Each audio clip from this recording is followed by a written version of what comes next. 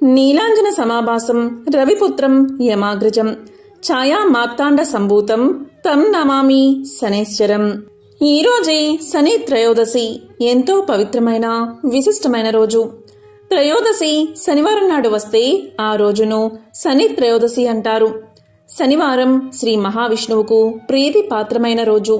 అలాగే త్రయోదశి పరమేశ్వరుడికి ఇష్టమైన రోజు. అందుకే త్రయోదశి శనివారం నాడు వస్తే శివకేశవులకు అత్యంత ప్రీతి పాత్రమైనది. శని జన్మించిన తిథి కూడా త్రయోదశే.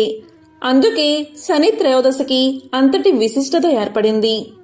ఈరోజు ఏమీ చేయకపోయినా సరే ఈ పవిత్ర కథలను ఒక్కసారైనా వింటే చాలు. అన్ని రకాల దోషాలు, గ్రహ బాధలు, శని దోషాలు, శని పీడలు, అష్టమ శని తొలగి సకల శుభాలు కలుగుతాయి.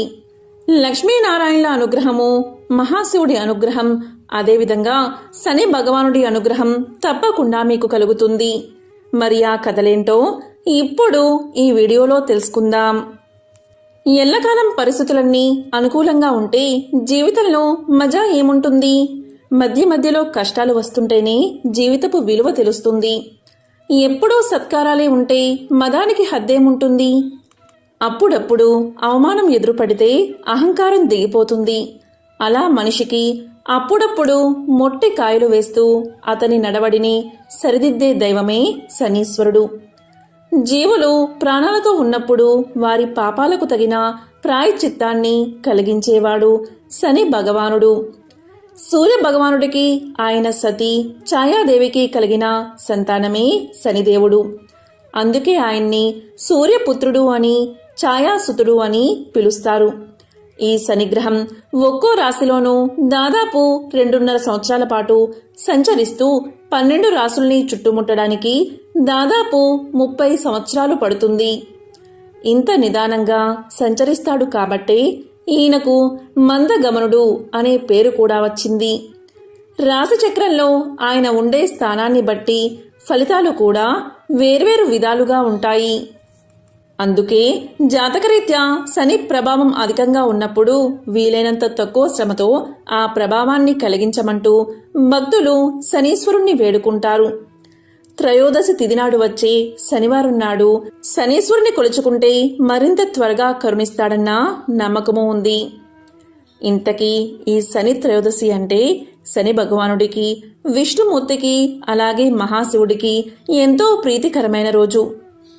ఒకానొక సందర్భంలో కైలాసాన్ని చేరుకున్న నారదుడు శివుని ముందు శని భగవానుడి గురించి పొగడ్డం మొదలుపెట్టాడట. ఎంతటి వారైనా సరే ఆ శని ప్రభావం నుంచి తప్పించుకోలేరంటూ చెప్పసాగాడట. ఆ మాటలు విన్నా శివుడికి ఒళ్ళు మండిపోయింది.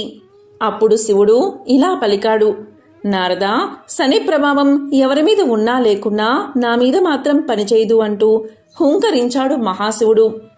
నారదుడు యథాప్రకారం ఆ మాటలను శనిదేవుడి వద్దకు మోసుకు వెళ్ళాడు. అప్పుడు శనిదేవుడు ఇలా పలికాడు: నారదా, నా ప్రభావం నుంచి తప్పించుకోవడం ఎవరి తరమూ కాదు. ఇది సృష్టి ధర్మం అంటూ కోపగించిన శని భగవానుడు శివుణ్ణి పలానా సమయంలో పట్టి పీడించి తీరతానంటూ శపథం చేశాడు. శని శపథం గురించి విన్నా శివుడికి ఏం చెయ్యాలో పాలుపోలేదు. ఆ శని మాటలు నెరవేరితే తన ప్రతిష్ఠకి భంగం కదా అనుకున్నాడు మహాశివుడు. అందుకే శని చెప్పిన సమయానికి అతని కంటపడకుండా ఉండేందుకు భూలోకంలోని ఒక చెట్టు తొరల్లో దాక్కున్నాడు. మర్నాడు కైలాసంలో ఉన్న శివుని చెంతకు శని భగవానుడు చేరుకున్నాడు. వినమ్రంగా తన ఎదుట నిలిచిన శనిని చూసి, నన్ను పట్టి పీడిస్తానన్నా నీ శబదం ఏమైంది అంటూ పరిహసించాడు పరమేశ్వరుడు. దానికి శని, ప్రభు, ఈ ముల్లోకాలకు లయకారకుడవైన నువ్వు పోయి పోయి ఆ చెట్టు తొర్రలో దాక్కున్నావే, అది నా ప్రభావం కాదా? దీన్ని శని పట్టడం అనరా అన్నాడు చిరునవ్వుతో. శనిదేవుని మాటలు శివునికి విషయం అర్థమైంది. ఈ రోజు నుంచి శని త్రయోదశి నాడు ఎవరైతే నిన్ను అర్చిస్తారో వారు నీ అనుగ్రహంతో పాటుగా నా అభయానికి కూడా పాత్రులవుతారు. ఇక నుంచి నువ్వు శనీశ్వరుడు అన్న పేరుతో కూడా వెలుగొందుతావు అంటూ శనిని ఆశీర్వదించాడు పరమశివుడు. అప్పటి నుండి త్రయోదశి నాడు వచ్చే శనివారం రోజున భక్తులు నువ్వుల నూనెతో శనీశ్వరుని అభిషేకించి తమని చూసి చూడనట్లుగా సాగిపోమ్మని వేడుకుంటున్నారు. కలిదోషం నుంచి ఎవ్వరూ తప్పించుకోలేరు. ఆ దోషం మహామహులనే రాజులనే నాశనం చేసింది. మనకున్న కలిదోషాలు తొలగిపోవాలి అంటే ఈ కథను ఒక్కసారైనా వినండి. ఈ నలోపాఖ్యానం విన్నవారికి వినిపించిన వారికి కూడా ఆయురారోగ్య ధన సంపత్తులు కలుగుతాయి. ఆ కథే నల దమయంతుల కథ. ఒకరోజు బృహదస్వుడు అనే ముని పాండవుల వద్దకు వచ్చాడు. ధర్మరాజు ఆ మునికి అతిథి సత్కార్యాలు కావించి కౌరవుల వల్ల తాము పడుతున్న బాధలు అన్నీ వివరించి, మహాత్మా, రాజ్యాన్ని నివాసాన్ని పోగొట్టుకుని మాలాగా అడవిలో కష్టాలు పడుతున్నవారు ఎవరైనా ఉన్నారా? ఉంటే చెప్పండి అని మునిని అడిగాడు పాండవుల్లో పెద్దవాడైన ధర్మరాజు. అందుకు బృహదస్వుడు, ధర్మరాజా, నీవు కష్టాలు పడుతూ అడవుల్లో ఉన్నా నీ వెంట నీ అన్నదమ్ముళ్ళు, నీ భార్య, నీ హితం కోరే విప్రులు నీ వెంటే ఉన్నారు. పూర్వం నలుడు అనే మహారాజు నీలాగే జూదంలో సర్వము కోల్పోయి పుష్కరునికి రాజ్యాన్ని అప్పగించి భార్యా సమేతుడై ఒంటరిగా అరణ్యాలకు వెళ్ళాడు అని తెలియజేశాడు మహర్షి. అది విని ధర్మరాజు, మహాత్మా, నాకు నలుని కథ వివరించండి అని అడిగాడు. అప్పుడు బృహదస్వుడు ధర్మరాజుకు ఇలా వివరించసాగాడు. పూర్వం నిషిధ దేశాన్ని వీరసేనుడి కుమారుడైన నలుడు పరిపాలిస్తున్నాడు. తన పరాక్రమంతో ఎన్నో దేశాలను జయించి ప్రజారంజకంగా పరిపాలిస్తున్నాడు నలుడు. అతనికి జూదమంటే ఎక్కువ ప్రీతి. ఆ కాలంలో విదర్భ దేశాన్ని భీముడు అనే రాజు పరిపాలిస్తున్నాడు. చాలా కాలం అతనికి సంతానం లేదు. అతనికి దమనుడు అనే ముని ఇచ్చిన వరం వల్ల దమయంతి అనే కూతురు, దముడు, దమనుడు, దాంతుడు అనే కుమారులు కలిగారు. దమయంతి సౌందర్య రాశి, గుణవంతురాలు. దమయంతి నలుని గుణగణాలు గురించి విన్నది. నలుడు దమయంతి గురించి, ఆమె సౌందర్యం గురించి విన్నాడు. ఇరువురి నడుమ ప్రేమ అంకురించింది. ఒకరోజు నలుడు ఉద్యానవనంలో ఉండగా హంసల గుంపు వచ్చి అక్కడ వాలింది. ఆ హంసలను చూసి ముచ్చటపడి నలుడు వాటిలో ఒకదానిని పట్టుకున్నాడు. మిగిలిన హంసలు తోటి హంసను విడిచి వెళ్ళలేక ఆకాశంలో తిరుగుతున్నాయి.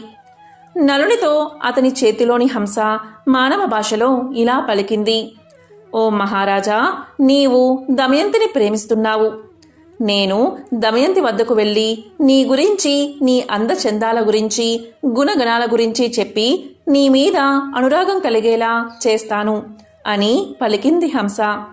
ఆ హంస పలుకులు విని నలుడు ఆనందపడి దానిని విడిచిపెట్టాడు. ఇచ్చిన మాట ప్రకారం ఆ హంస విదర్భ దేశానికి ఎగిరిపోయింది. అంతఃపురం ముందు విహరిస్తున్న హంసను చూసి దమయంతి ముచ్చటపడింది. చెలికత్తెల సాయంతో దమయంతి ఆ హంసను పట్టుకుంది. ఆ హంస దమయంతితో, దమయంతి, నేను నీ హృదయేశ్వరుడైన నలుని వద్ద నుండి వచ్చాను. నలుడు సౌందర్యవతుడు, సంపన్నుడు, సద్గుణవంతుడు. నీవు సౌందర్యంలో, గుణంలో అతనికి తగిన దానివి. అతనికి భార్యవైతేనే నీకు రాణింపు అని పలికింది హంస. అప్పుడు దమయంతి, ఓ హంస, నలుని గురించి నాకు ఎలా చెప్పావో అలాగే నలునికి నా గురించి చెప్పు అంది. అప్పుడు ఆ హంస అలాగే చేసింది. ఇలా ఇరువురికి ఒకరిపై ఒకరికి అనురాగం అధికమైంది. వీరిద్దరి ప్రణయ విషయం దమయంతి చలికత్తెల ద్వారా తెలుసుకున్న భీమ మహారాజు కుమార్తెకు స్వయంవరం ప్రకటించాడు. ఆహ్వానాలు అందుకున్న రాజులంతా స్వయంవరానికి విచ్చేశారు. నలుడు కూడా స్వయంవరానికి పోతున్నాడు. ఇంద్రునికి దమయంతి స్వయంవర విశేషం తెలిసి దిక్పాలకులతో స్వయంవరానికి బయలుదేరాడు స్వర్గాధిపతి అయిన ఇంద్రుడు. మార్గమధ్యలో నలుణ్ణి చూసిన ఇంద్రుడు నలుడితో, ఓ నిషిధరాజా, నీవు నాకు దూతగా పని చెయ్యాలి అన్నాడు. అప్పుడు నలుడు ఇలా పలికాడు, అలాగే చేస్తాను. ఇంతకీ మీరెవరు? నేను నీకేమి చెయ్యాలి అని అడిగాడు. అప్పుడు ఇంద్రుడు నలునితో, నేను ఇంద్రుణ్ణి. వీరు దిక్పాలకులు. నీవు వెళ్ళి దమయంతికి మా గురించి చెప్పి ఆమె మమ్మల్ని వరించేలా చెయ్యాలి అన్నాడు. నలుడు ఇంద్రుడితో ఇలా పలికాడు. అయ్యా, నీకిది ధర్మమా? నేను కూడా అదే పనిమీద పోతున్నాను కదా అని పలికాడు.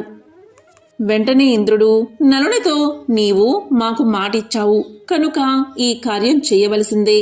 ఇది దేవతా కార్యం, నువ్వు చేయగలవు. మాట తప్పడం ధర్మం కాదు అన్నాడు ఇంద్రుడు. మా మహిమ చేత అంతఃపురానికి వెళ్లడానికి నీకు ఎవరు అడ్డు చెప్పరు అన్నాడు ఇంద్రుడు. గత్యంతరం లేక నలుడు దమయంతి అంతఃపురంలో ప్రవేశించాడు. అంతఃపురంలోకి వెళ్ళాక నలుడు దమయంతిని మొదటిసారిగా చూసి హంస చెప్పిన దానికంటే దమయంతి సౌందర్యవతి అనుకున్నాడు. దమయంతి, ఆమె చెలికత్తులు నలుణ్ణి చూసి ఆశ్చర్యపోయారు. దమయంతి నలుణ్ణి చూసి, మహాత్మా, మీరెవరు? ఎక్కడి నుండి వచ్చారు? ఈ అంతఃపురంలో ఎవరికీ కనబడకుండా ఎలా ప్రవేశించారు అని అడిగింది. అప్పుడు నలుడు దమయంతితో, నా పేరు నలుడు, నేను దేవదూతగా వచ్చాను. దిక్పాలకులు వారిలో ఒకరిని వరించమని నీకు చెప్పమని నన్ను పంపారు అన్నాడు.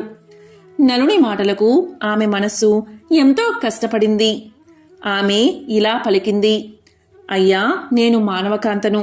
నమస్కరించవలసిన దేవతలను వరించడం ధర్మమా? నాడు హంస చెప్పింది మొదలు నిన్నే నా భర్తగా తలుచుకుంటున్నాను.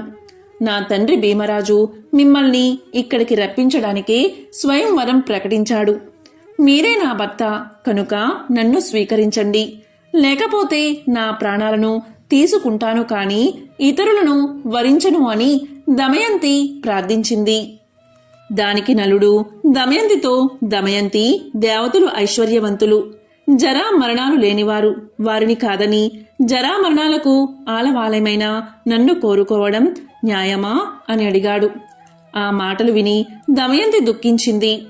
ఆమె నలుడితో, నేను మీకొక ఉపాయం చెప్తాను. అందరి ముందు నేను దేవతలను ప్రార్థించి మిమ్మల్ని వివాహం చేసుకుంటాను. అప్పుడు మీకు దేవతల మాట వినలేదు అన్న దోషం ఉండదు అని పలికింది దమయంతి. ఆ మాటలు నలుడు ఇంద్రుడికి చెప్పాడు. అది విని దిక్పాలకులు, దమయంతి మమ్మల్ని ఎలా వరించదో మేము చూస్తాము అని అందరూ నలుడి రూపంలో స్వయంవరానికి వచ్చారు. స్వయంవరం మొదలయ్యింది. స్వయంవర మండపంలో ఒకేసారి 5 నలులు కనిపించారు. దమయంతి వరమాల పట్టుకుని వచ్చింది. మనస్సులో ఇలా ధ్యానించింది. దేవతలారా, నలుణ్ణి గుర్తుపట్టడంలో నాకు సహకరించండి. మీ నిజ రూపాలతో ప్రత్యక్షం అవ్వండి అని ప్రార్థించింది. వారు దమయంతిని కరుణించి తమ నిజ రూపాలతో ప్రత్యక్షం అయ్యారు. నల దమయంతులకు వైభవోపేతంగా వివాహం జరిగింది. ఇంద్రాది దేవతలు అనేక వరాలు ఇచ్చి వారిద్దరిని అనుగ్రహించారు. దమయంతి స్వయంవరం చూసి దేవలోకం వెళ్తూ ఉండగా దేవతలకు శని భగవానుడు కనిపించాడు. ఇంద్రుడు శని భగవానుని చూసి, ఎక్కడికి పోతున్నావు అని అడిగాడు. దానికి శని, భూలోకంలో జరుగుతున్న దమయంతి స్వయంవరానికి పోతున్నాను అని సమాధానం చెప్పాడు. ఆ మాటలకు ఇంద్రుడు నవ్వి, దమయంతి స్వయంవరం జరిగిపోయింది, ఆమె నలుణ్ణి వివాహం చేసుకుంది అన్నాడు. ఆ మాటలకు శనికి కోపం వచ్చింది. నలుణ్ణి రాజ్యభ్రష్టుణ్ణి చేసి వారిద్దరికీ వియోగం కల్పించాలి అనుకున్నాడు శని భగవానుడు. కాని నలుడు ధర్మాత్ముడు. శని ప్రభావానికి చాలా కాలానికి గాని అవకాశం రాలేదు. ఒకరోజు నలుడు మూత్ర విసర్జన చేసి పాద ప్రక్షాళన చేయకుండా సంధ్యావందనం చేశాడు. ఆ అశౌచాన్ని ఆధారంగా చేసుకుని శని అతనిలో ప్రవేశించాడు. నలుని దాయాది అయిన పుష్కరుని వద్దకు వెళ్లి నలునికి జూద వ్యసనం ఉందని అతనితో జూదమాడి అతని రాజ్యాన్ని గెలవచ్చని నమ్మబలికాడు. బ్రాహ్మణ వేషంలో పుష్కరునితో నలుని వద్దకు వెళ్లి జూదానికి ఆహ్వానించాడు శని. జూదానికి పిలిస్తే పోకపోవడం ధర్మం కాదని నలుడు జూదమాడ్డానికి అంగీకరించాడు. జూదం మొదలయ్యింది. నలుడు తన రాజ్యాన్ని, సంపదలను వరుసగా పోగొట్టుకుంటున్నాడు. అయినా ఆడ్డం మానక సమస్తం పోయే వరకు ఆడాడు. దీనికి దమయంతి ఎంతో దుఃఖించి ఓడే కొద్దీ గెలవాలని పంతం పెరుగుతుంది, ఏమీ చేయలేము అని సరిపెట్టుకుంది. నలుడు ఓడడం తథ్యమని గ్రహించిన దమయంతి తన కుమార్తె ఇంద్రను, కుమారుడు ఇంద్రసేనను సారథికి తోడిచ్చి విదర్భలో ఉన్న తండ్రి వద్దకు పంపించేసింది. నలుడు తన రాజ్యాన్ని కోల్పోయి నగరం వెలుపల 3 రోజులు ఉన్నాడు. జూదంలో సర్వం పోగొట్టుకున్న నలుణ్ణి చూడడానికి ఎవ్వరూ రాలేదు. నలుడు ఆకలికి తట్టుకోలేకపోయాడు. అప్పుడు నలుడు ఆకాశంలో ఎగురుతున్న పక్షులను పట్టుకోవడానికి తన పై వస్త్రాన్ని వాటి మీద విసిరాడు. ఆ పక్షులు ఆ వస్త్రంతో సహా ఎగిరిపోయాయి. నలుడు తన భార్య కొంగును పై వస్త్రంగా కప్పుకున్నాడు. ఆ దుస్థితికి తట్టుకోలేని నలుడు, దమయంతి, ఇక్కడ 4 మార్గాలు ఉన్నాయి. ఇది నీ పుట్టిల్లు విదర్భ దేశానికి పోయే దారి. ఇది దక్షిణ దేశానికి పోయే మార్గం. ఇది కోసల దేశానికి పోయే మార్గం. ఇది ఉజ్జయినికి పోయే మార్గం. వీటిలో మనకు అనుకూలమైన మార్గమేదో చెప్పు అని అడిగాడు. నీవు నాతో ఈ అడవిలో కష్టాలు పడలేవు. నీ తండ్రి ఇంటికి వెళ్లి సుఖంగా ఉండు అని చెప్పాడు నలుడు. అవును నాదా, మనం విదర్భకు వెళ్లి అక్కడ సుఖంగా ఉందాం అని చెప్పింది దమయంతి. అప్పుడు నలుడు, దమయంతి, మహారాజుగా విదర్భలో తిరిగిన వాడిని రాజ్యభ్రష్టుడిగా ఎలా రాగలను చెప్పు. అన్ని రోగాల కన్నా పెద్ద రోగం దుఃఖం. అందుకు భార్య పక్కన ఉండడం పరమౌషధం. అందుకని నీవు పక్కన ఉంటే ఎన్ని కష్టాలైనా సుఖాలుగానే ఉంటాయి అన్నాడు నలుడు.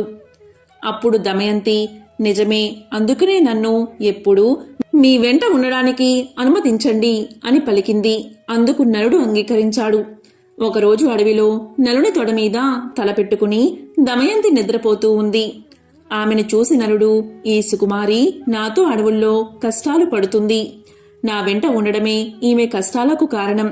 నేను లేకపోతే ఈమె పుట్టింటికి వెళ్లి సుఖపడుతుంది అని మనసులో అనుకుని తాను ధరించిన చీర భాగాన్ని చింపి పైన వేసుకుని ఆమెను వదల్లేక విడిచి వెళ్లాడు. నిద్ర లేచిన దమయంతి భర్త లేకపోవడం చూసి దుఃఖించింది. భర్తను తలుచుకుంటూ అడవిలో తిరుగుతున్న దమయంతిని ఒక కొండ చిలువ పట్టుకుంది.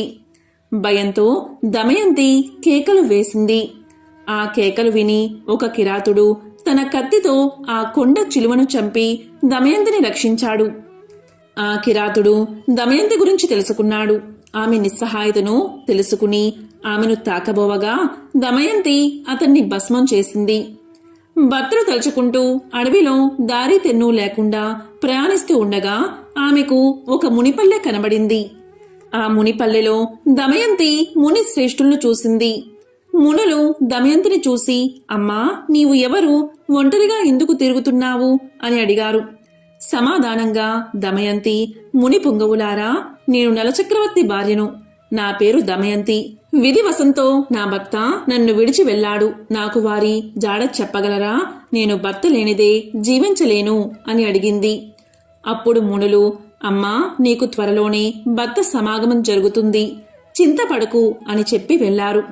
అప్పుడు దమయంతి పిచ్చిదానిలా భర్తను వెతుక్కుంటూ అడవిలో తిరుగుతూ ఉంది. ఇంతలో అటుగా పోతున్న బాటసారులు ఆమెను చూశారు. కొందరు ఆమెను పిచ్చిది అని ఎగతాళి చేశారు. కొందరు ఆమెకు మొక్కారు. వారిలో ఉన్న వ్యాపారి ఆమె గురించి తెలుసుకుని, అమ్మా, నేను నలుణ్ణి చూడలేదు, కానీ మేము చేది దేశానికి వెళ్తున్నాం అన్నాడు. దమయంతి వారితో, నేను కూడా మీ వెంట వస్తాను అంది. ఆ వ్యాపారి ఆమెను తమ వెంట తీసుకెళ్లాడు. వారు అడవి మార్గంలో రాత్రివేళ నిద్రిస్తున్న సమయంలో ఒక ఏనుగుల గుంపు వారిలో చాలా మందిని తొక్కివేసింది. వారిలో చాలా మంది మరణించడం చూసి దమయంతి తన దురదృష్టానికి దుఃఖించింది. రోధిస్తున్న ఆమెను కొందరు బ్రాహ్మణులు ఓదార్చి ఆమెను తమ వెంట సుబాహు నగరానికి తీసుకువెళ్లారు. చేది దేశ రాజధాని సుబాహుపురం. ఉల్లంతా దుమ్ముతో వీధిలో వెళ్తున్న దమయంతిని రాజమాత చూసి దాసీలను పంపి దమయంతిని అంతఃపురానికి పిలిచింది. రాజమాత దమయంతితో, అమ్మా, నిన్ను చూస్తుంటే రాచకల ఉట్టిపడుతుంది. నీవు ఎవరు అని అడిగింది.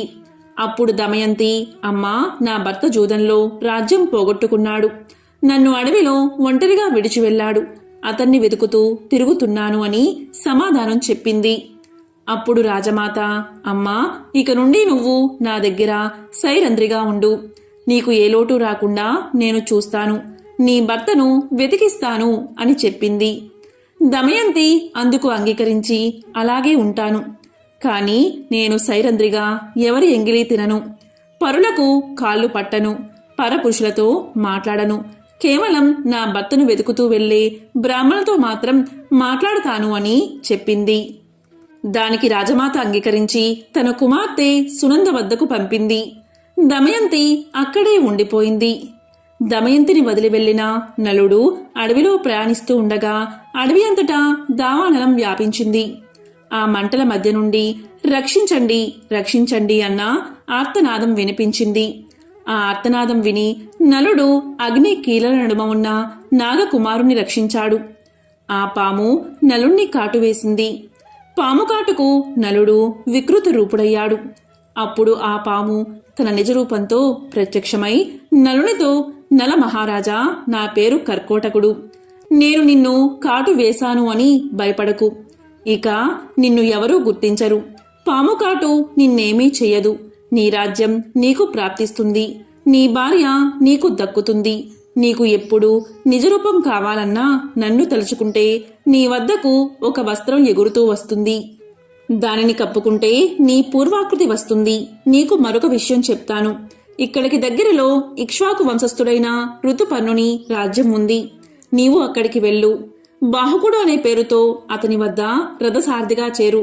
నీవు అతనికి అశ్వహృదయం అనే విద్యను ఇచ్చి అతని నుండి అక్షహృదయం అనే విద్యను గ్రహించు అని చెప్పి కర్కోటకుడు వెళ్ళాడు. నలుడు ఋతుపర్ణుని వద్ద సారథిగా చేరాడు. అలాగే వంటశాలలో చేరి రుచికరమైన వంటలు వండి పెట్టసాగాడు. నలునికి జీవలుడు సహాయకుడిగా ఉన్నాడు. ఎక్కడ ఉన్నా నలుడు ఎప్పుడూ దమయంతిని తలచి దుఃఖిస్తూ ఉండేవాడు. ఒకరోజు నలుడు దమయంతిని తలుచుకుని దుఃఖిస్తూ ఉండగా జీవలుడు విని, ఈ వికృత రూపి ప్రియురాలు ఎంత వికృత రూపంతో ఉంటుందో అనుకుంటూ నలుని దగ్గరకు వచ్చి విషయం ఏమిటని అడిగాడు. అందుకు నలుడు జీవనునితో, అయ్యా, నాకు ఒక ప్రేయసి కూడానా? నాకు తెలిసిన ఒక సైనికుడు తన ప్రేయసి గురించి దుఃఖిస్తూ ఉండగా చూశాను. అతన్ని అనుకరిస్తూ ఏడుస్తున్నాను అన్నాడు. విదర్భ దేశంలో ఉన్న భీమునికి నలుని విషయాలు తెలిసాయి. తన కూతురు, అల్లుడు ఏమయ్యారో అని పరితపించాడు. వారిని వెతకడానికి నలువైపులా బ్రాహ్మణులు పంపించాడు. ఎన్నో బహుమానాలు ప్రకటించాడు. చేరీ దేశం చేరిన బ్రాహ్మణుడు దమయంతి నుదుటిన ఉన్న పుట్టు మచ్చను చూసి ఆమెను గుర్తించాడు. అతను దమయంతితో, అమ్మా, నేను నీ తండ్రి వద్ద నుండి వస్తున్నాను. అక్కడి వారంతా క్షేమం. నేను నీ సోదరుని మిత్రుడను అనగానే దమయంతి వారిని తలుచుకుని పెద్దగా రోదించింది. అది చూసిన రాజమాత ఆ బ్రాహ్మణుణ్ణి చూసి, బ్రాహ్మణోత్తమా, ఈమె ఎవరి భార్య?